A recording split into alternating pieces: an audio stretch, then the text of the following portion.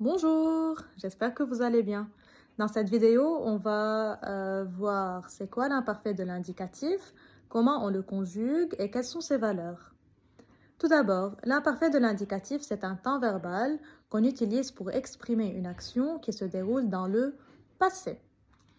Maintenant, comment on conjugue les verbes à l'imparfait de l'indicatif?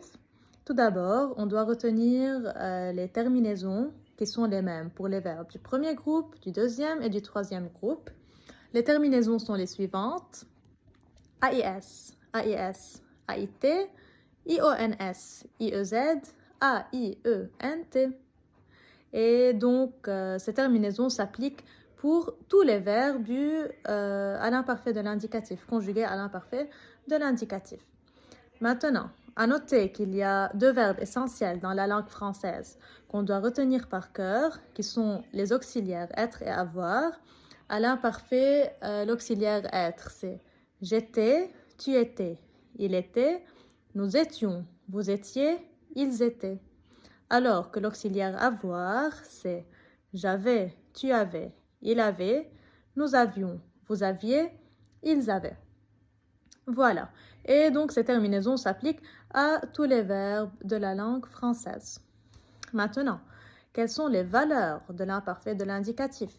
Quand je parle de valeurs, c'est-à-dire pourquoi on utilise l'imparfait ou quand, dans quelles conditions on utilise l'imparfait de l'indicatif. On va voir qu'il y a trois valeurs essentielles pour l'imparfait de l'indicatif. Tout d'abord, il y a l'imparfait descriptif, c'est-à-dire pour la description. On l'utilise quand on va décrire quelque chose, c'est-à-dire la fille, par exemple, elle avait les cheveux blonds, elle avait les yeux verts, elle avait la peau blanche, par exemple. Donc, c'est l'imparfait descriptif ou l'imparfait de description. La deuxième valeur, c'est l'habitude ou l'imparfait habituel.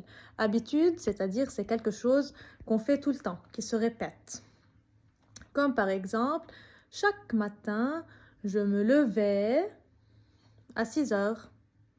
Donc, c'est chaque matin, c'est quelque chose qui se répète. Ou par exemple, chaque mardi, je jouais au football avec mes amis. Donc, chaque mardi, c'est quelque chose qu'on fait tout le temps. Et finalement, la troisième valeur de l'imparfait de l'indicatif, c'est tout simplement une action qui se déroule au passé. Donc, j'étais en train de me promener, par exemple, dans la cour. C'est quelque chose qui s'est déroulé dans le passé. Ou par exemple, mon père regardait la télévision de 3 heures jusqu'à 5 heures.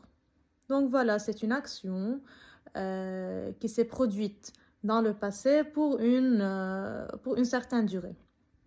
Et voilà, c'est tout. Merci beaucoup.